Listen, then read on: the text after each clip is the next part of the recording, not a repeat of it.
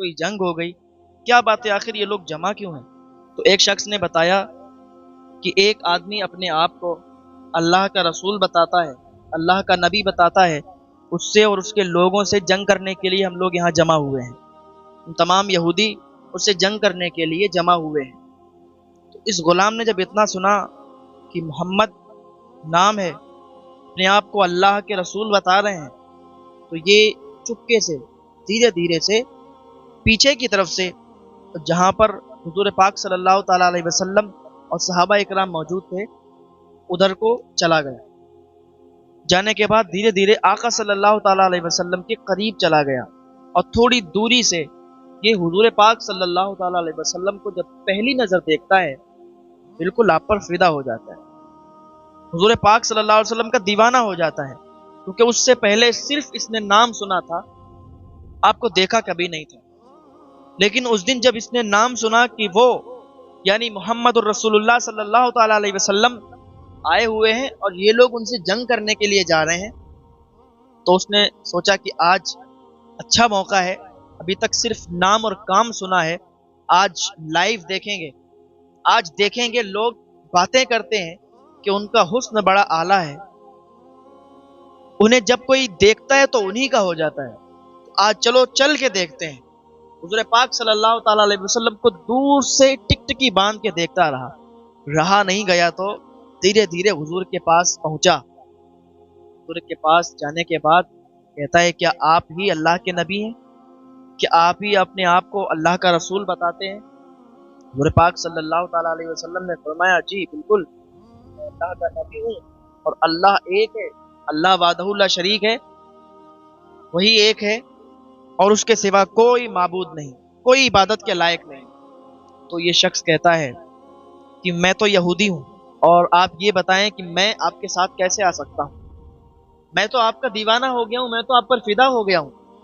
मैंने सिर्फ अभी तक आपका नाम सुना था, आपको देखा नहीं था, लेकिन आज आपको देख लिया है, और जब आपको देख लिया है तो फिर आपसे जुदा होने को दिल नहीं कह रहा, आपके पास से हटने को दिल नहीं कर रहा। आप मुझे अपना बना लीजिए, अपना दीवाना कर लीजिए, अपना गुलाम बना लीजिए। ये शख्स बड़ा काला था, होंठ बड़े मोटे मोटे थे, पहले तो बड़ा बदसूरत था, लेकिन जब हुजूर के दामने करम में पहुंचा, जब हुजूर के पास पहुंचा, तो हुजूर ने फरमाया, अगर तुम ये चाहते हो कि मैं तुम्हें अपना बना लूं, तो तुम्हें कलमा पढ़ना होगा। जब कलमा पढ़ लोगे तो हम लोगों के साथ हो जाओगे, फिर तुम्हें हम कभी भी अपने से जुदा नहीं करेंगे। इसने कलमा पढ़ा और इस्लाम में दाखिल हो गया, इस्लाम में दाखिल हुआ। इधर हुजूर का आशिक तो था, हुजूर को देखा तो हुजूर का दीप, और हुजूर का चेहरा भी ऐसा था, सुभान अल्लाह, जो भी आपको देखता था आपका दीवाना हो जाता था, जो भी आपको देखता था आप पर जान निछावर करने को दिल करता था। हुस्न यूसुफ पे कटी मिस्र में अंगुश्ते जना, सर कटाते हैं तेरे नाम पे मर्दाने अरब। उधर हजरत यूसुफ का हुस्न था, हजरत यूसुफ अलैहिस्सलाम का हुस्न था, और उनके हुस्न की ये ताब थी कि मिस्र की औरतें जब आपको देखती थी तो अपनी उंगलियों पर छुरी चला लेती थी, अपनी उंगलियों को काट लेती थी। हुस्न यूसुफ पे कटी मिस्र में अंगुश्ते जना, उधर औरतें थीं और इधर मर्द सर कटाते हैं तेरे नाम पे।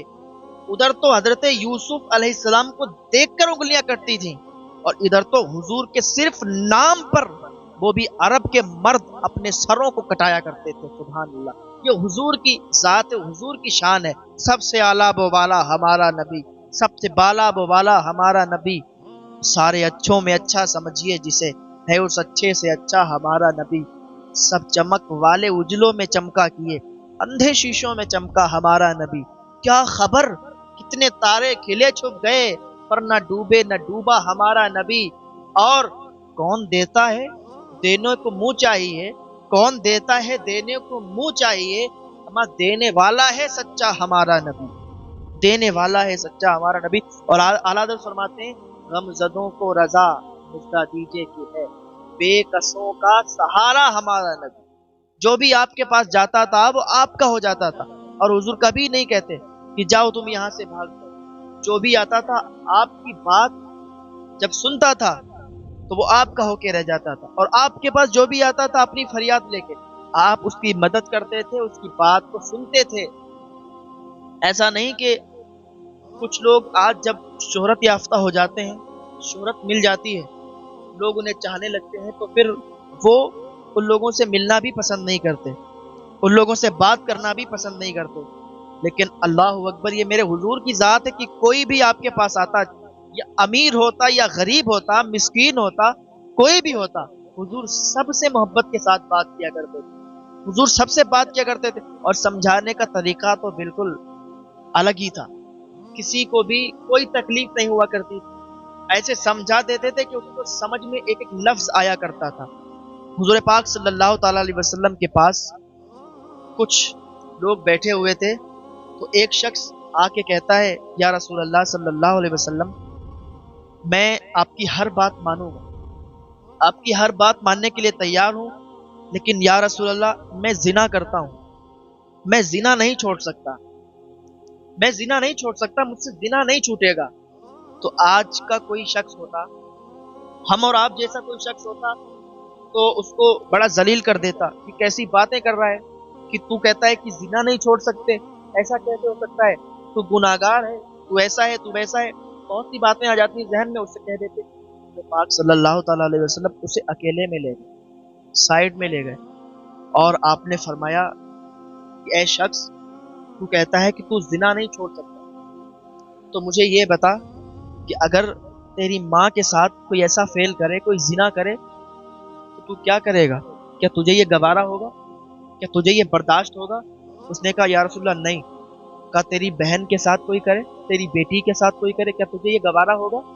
کہا یا رسول اللہ نہیں، میں توبہ کرتا ہوں کہ میں آج کے بعد کبھی بھی زنا نہیں کروں گا۔ سبحان اللہ، یہ سمجھانے کا طریقہ، قربان جائیں اس نبی پر، اس کے صدقے میں ساری کائنات بنی۔ تبھی تو اللہ فرماتے بے کسوں کا سہارا ہمارا نبی، غمزدوں کو رضا مزدہ دیجے کہ گئے بے کسوں کا سہارا ہمارا نبی۔ کوئی بھی آپ کے پاس آتا، آپ اس کا سہارا بنتے، کوئی بھی آپ سے مدد مانگتا، آپ اس کا سہارا بنتے۔ تو میں عرض کیا کر رہا تھا کہ وہ یہودی کا غلام، وہ حضور پاک صلی اللہ تعالی علیہ وسلم کے نام پر قربان ہونے کے لیے تیار ہو گیا، حضور پاک کا کلمہ پڑھ لیا اور اسلام میں داخل ہو گیا۔ اب اس نے اجازت چاہیے کہ یا رسول اللہ صلی اللہ علیہ وسلم، میں اب جنگ لڑوں گا، جنگ کروں گا آپ کی طرف سے، میں چاہتا ہوں کہ میں جنگ میں شہید ہو جاؤں۔ حضور پاک صلی اللہ علیہ وسلم نے اس کو اجازت دے دی، جاؤ۔ اس نے تلوار لی اور جنگ میں اتر گیا۔ جنگ میں جانے کے بعد کافی دیر تک لڑتا رہا اور پھر شہید ہو گیا۔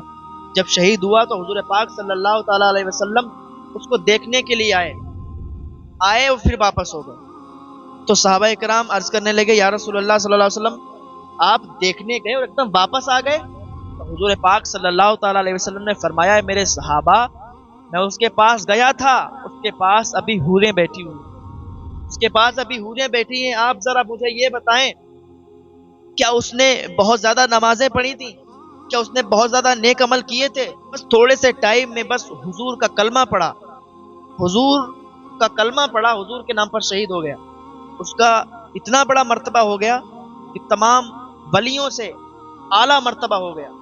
جو صحابی ہوتا ہے اس کا مرتبہ بہت اعلیٰ ہوتا ہے، ولیوں سے بھی اعلیٰ ہوتا ہے، وہ ابدال سے بھی اعلیٰ ہوتا ہے۔ اس نے حضور کے نام کا کلمہ پڑھا اور حضور کے نام پر اپنی جان کو قربان کر دیا، حضور کے نام پر شہید ہو گیا۔ تو حضور پاک صلی اللہ تعالی علیہ وسلم نے اس کے لیے جنت کی ضمانت، یہ جنتی ہے۔ تو آقا صلی اللہ تعالی علیہ وسلم کی امت میں ہم پیدا ہوئے، آقا کی امت میں ہم ہیں، تو حضور پاک صلی اللہ تعالی علیہ وسلم ہمیں کیسے بھول سکتے ہیں؟ تو ذرا ہم بھی تو اپنے گریبان میں جھانک کر دیکھیں کہ حضور ہمیں نہیں بھول سکتے ہیں، پر ہم حضور کو کیسے بھول سکتے ہیں؟ ہم حضور کو کیسے بھول سکتے ہیں؟ لیکن آج کا یہ ماحول ہے، آج کا معاشرہ ہے کہ ہم نے حضور کو بھلا دیا ہے، ہم نے حضور کو بھلا دیا ہے، ہم نے اپنے دل سے، اپنی دکانوں سے، اپنے مکانوں سے، اپنے گھروں سے حضور کو نکال دیا ہے۔ آج ہمارے سینوں میں، ہمارے دلوں میں حضور کی محبت نہیں بچی۔